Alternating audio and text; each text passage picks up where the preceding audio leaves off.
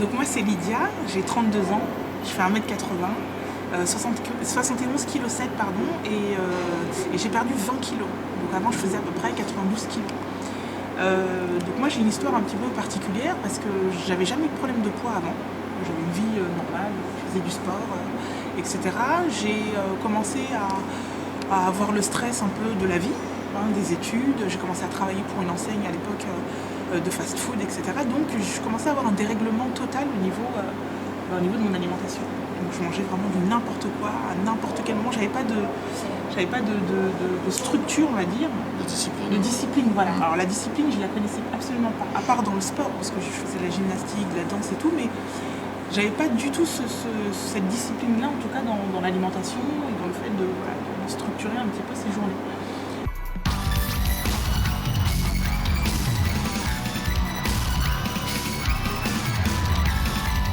Et là, ça a été la descente aux enfers. Et là, j'ai commencé à essayer de me dire, ah, tiens, je vais faire des petits régimes, mais toujours avec cette envie de, comment dire, toujours avec ce manque de force, on va dire, ce manque de positivité. J'étais très défaitiste, très négative, et je pleurais beaucoup devant le miroir. Le miroir, c'était ma plus grande souffrance, quoi. Et je pensais que j'étais nulle, que j'étais une merde, et que je resterais comme ça toute ma vie, et que je deviendrais même obèse. Donc c'était très compliqué.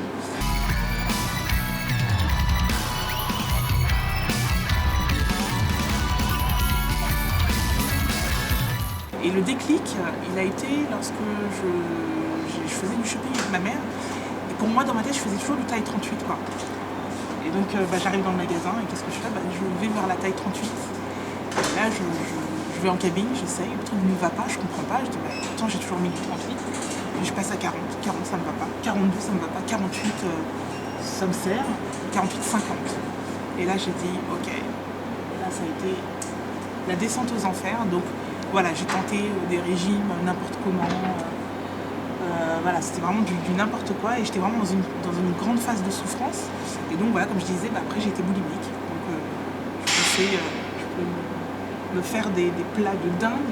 Et ça en fait, j'ai compris par la suite que la boulimie elle est arrivée à cause de la frustration. Pourquoi ? Parce qu'en fait j'ai tenté des régimes pour vite perdre. Alors ça c'est le problème de tout le monde, c'est on a envie de perdre les 20 kilos en 2 jours. J'exagère, 2 semaines, il faut au moins avoir perdu 15 kilos.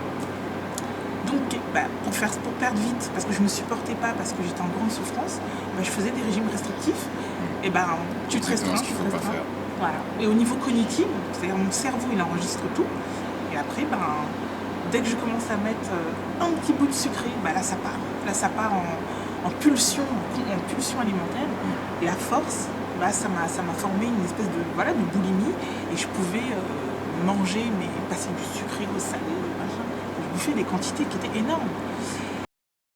Alors il y a des gens qui, je ne vais pas les tacler, mais il y a beaucoup de gens qui disent oui, mais moi je suis enrobée, je me sens très bien, et ma vie elle est très bien comme ça. Oui, ouais. Et en fait, il y a un moment donné où ça peut être aussi de l'hypocrisie, parce qu'on sait bien que tu as envie de faire des activités, des activités nautiques, tu as envie de faire des activités d'endurance, etc. On sait bien qu'au niveau de son poids de forme, il faut être bien. Bien. Oui, alors après c'est vrai qu'on est de plus en plus dans une société qui essaye de nous vendre le fait de s'accepter peu importe comme on est. Ça veut dire que on a presque plus le droit maintenant de dire à quelqu'un attention, fais attention à ta santé parce que blabla. Non, maintenant c'est ce qu'ils appellent aux États-Unis le fat shaming, c'est-à-dire que quand tu dis à une personne qu'elle est grosse et qu'il faut qu'elle prenne soin d'elle, non, c'est mal, il ne faut pas lui dire.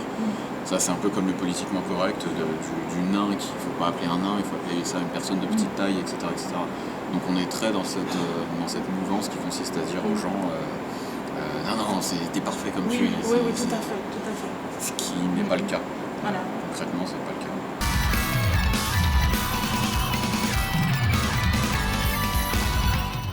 Et je pense que ça a été un déclic, parce qu'à l'époque, avec mon groupe, c'est vrai qu'on jouait beaucoup, c'est vrai qu'on faisait beaucoup de concerts. Et moi, je sortais de scène, j'étais super essoufflée. J'étais même limite plus perturbée de mon état physique et de santé que sur les shows qu'on voulait présenter, les morceaux qu'on voulait jouer. Et ça aussi, ça fait partie de ces petits déclics. Et un jour, j'ai dit non, il faut que je sois optimiste. Il faut que j'ai la force combattre, de me lever et de me battre. Et se battre contre soi-même. Mais surtout d'être positif, parce que c'est cette positivité-là qui a fait que je me suis dit je peux y arriver. Parce que toute cette phase où j'étais dans la boulimie, où j'étais dans le noir, parce que j'étais vraiment noir, j'étais très négatif. Et la négativité, elle nous fait chuter, elle nous fait tirer vers le bas. On se dit je suis nulle, j'y arriverai pas, c'est trop dur, ça c'est vraiment le truc, c'est trop dur, j'y arriverai pas. Et en fait je me suis dit non, en fait il faut y aller, comme on dit, step by step, j'y vais pas à pas, mais je vais y arriver et je vais me battre pour foncer. Et j'avais mon petit dicton où je disais souvent, la volonté aide au progrès. Quand on a envie, quand on est déterminé, on peut déplacer des montagnes. Et puis, l'une des phases les plus importantes, c'est d'apprendre l'alimentation, de comprendre le cheminement. Pourquoi est-ce que je faisais de la boulimie, pourquoi j'avais des pulsions, pourquoi manger tel produit était peut-être mieux. J'ai commencé à acheter des bouquins et puis voilà, j'ai essayé de me documenter, de comprendre mon fonctionnement. Et l'un des exercices aussi, je pense, qui a été très important, c'est aussi de comprendre quelle était ma souffrance, de pouvoir mettre des mots M-O-T-S sur des mots M-A-U-X. Et ça a été un grand travail. C'est-à-dire qu'à un moment donné, il fallait prendre une feuille blanche et il fallait tout jeter. Comprendre où est-ce que j'en étais, essayer de comprendre quelles étaient les problématiques, on va dire, qui ont fait que j'en étais arrivée là. Parce que la boulimie, c'est pas non plus que parce que j'ai essayé un régime et que c'était trop restrictif et que non. La boulimie, je pense que c'est peut-être aussi une façon d'exprimer des séquelles que j'aurais pu avoir il y a longtemps. Toute forme de tout ce qui est boulimie, etc. Il y a forcément une part psychologique qui est indéniable et identifier la souffrance psychologique, c'est ce qu'il y a de plus dur. C'est ce qu'il y a le plus dur et je suis consciente qu'on ne peut pas le faire seul, ça c'est sûr. On a besoin d'être entouré, on a besoin d'être soutenu, puis aussi parfois on a besoin d'aller voir des spécialistes, d'où les psychologues, les psychanalyses, etc. Mais c'est passer par là, passer par l'identification des souffrances et des peines, je pense que c'est un peu incontournable quand on a envie de rentrer dans un cheminement d'évolution. Donc j'ai travaillé dur, je me suis accrochée, j'ai eu des moments où j'ai chuté, comme toute personne qui engage des projets, c'est comme un auto-entrepreneur, il démarre quelque chose, il y a des moments où on se casse la gueule, il y a des moments où on a des coups de mou, il y a des moments où on a envie d'abandonner, mais on lâche pas, on abandonne, mais on est toujours agrippé. Et voilà, franchement, je me suis accrochée, j'ai bossé mon alimentation, j'ai intégré de la marche rapide, j'ai intégré à mon rythme, on va dire, et j'ai perdu ces 20 kilos. Et quand j'ai perdu ces 20 kilos, j'ai eu le sentiment d'avoir, comme on peut dire, d'avoir déplacé, comme on dit, des montagnes. Et là, je me suis dit, ok, je suis une warrior, j'ai bossé dur, j'ai rien lâché, je suis déterminée, j'ai réussi. Et aujourd'hui, j'ai peut-être pas la taille 38, la taille 40, elle est là.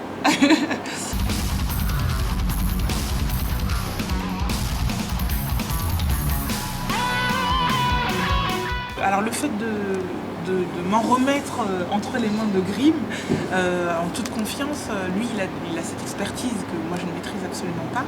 Et aujourd'hui j'arrive à un stade où j'ai besoin de cette expertise-là pour pouvoir passer dans la phase du dépassement de soi, mais du dépassement de soi physique. Parce qu'effectivement, quand j'ai perdu les 20 kilos, on n'était plus sur du dépassement de soi psychologique, puisque là c'était effectivement ne pas craquer, garder le rythme, que ce soit en termes de nourriture, etc. Et là, aujourd'hui, je m'inscris dans un cadre de dépassement physique avec cet objectif de pouvoir avoir un dépassement de soi tout en travaillant effectivement les parties de son corps. Donc avec cette particularité de la boxe, parce que c'est mon petit cadeau de fin de séance. Les valeurs en tout cas que Grimm véhicule aujourd'hui, de cette positivité, de se lever le matin et d'y aller, et pas de se dire non attends, moi c'est cool, je ferai ça plus tard, machin. Non, c'est lève-toi, tu t'as dit que tu le ferais, alors vas-y, tu t'en tiens, tu te lèves et t'y vas. Et ça c'est quelque chose qui me pousse vers le haut, et j'ai besoin de ça. Aujourd'hui, je sens que j'ai besoin de ça. non pas que je me sens incapable ou machin, mais il ne faut pas oublier que dans notre vie, il y a beaucoup d'éléments. Il y a le pro, il y a le perso, il y a tous ces éléments-là. Et des fois, on a tendance à avoir de la force, mais toute cette partie-là nous rattrape, comme le travail, etc. Du coup, on a tendance parfois à rentrer dans le cadre de la routine et à être un peu... Et moi, j'ai besoin qu'une personne me pousse, alors là, à raison d'une fois par semaine, mais qu'on puisse me pousser un peu dans mes retranchements, qu'on me pousse à travailler, à dépasser mes limites et à atteindre mes objectifs, et après rentrer dans une phase de stabilisation où là, on continue encore les efforts, on continue à avancer. Et en fait, ce qui est merveilleux, c'est que cet état d'esprit, ensuite, je le transfère dans, comme je disais, dans d'autres domaines de ma vie, comme le travail, comme on a une conception des choses qui est complètement différente. Le fait de se dire, vas-y, je fonce, j'y vais à fond, je fonce jusqu'au bout. Voilà, c'est aller jusqu'au bout. Et pas être dans le côté, c'est inachevé. Je le ferai demain et de toute façon, c'est inachevé. Moi, c'est pour ça que je suis content de pouvoir te coacher et puis coacher aussi Morgane. Parce que d'une, ça me plaît, ça me passionne le sport. Alors la musique, c'est ma première passion, mais effectivement ma seconde passion, c'est le sport. Et puis ça rentre aussi justement dans cette dynamique donc de positivité, de dépassement de soi. Donc ça vaut aussi pour moi, puisque moi j'ai toujours été quelqu'un de très négatif, comme je l'ai dit dans une précédente vidéo. J'ai toujours été quelqu'un de très négatif, très pessimiste. J'ai jamais vraiment réussi à m'en sortir, à me sortir de cette routine. Donc le fait d'aider les gens à être un peu plus positifs et de se surpasser, ça m'aide aussi à me valoriser. Et se dire qu'il faut être positif et se faire un travail sur soi-même pour être positif, c'est une chose. Mais transmettre des énergies positives et aider les autres à être positifs, c'est doublement plus efficace. Donc voilà, c'est pour ça que je m'inscris dans cette démarche et que j'espère qu'à l'avenir, on pourra encore partager pas mal de séances à transpirer et à se surpasser. Donc merci en tout cas pour ton témoignage. Merci, et j'espère que ça vous inspire, que ça vous motive. À très bientôt. Peace.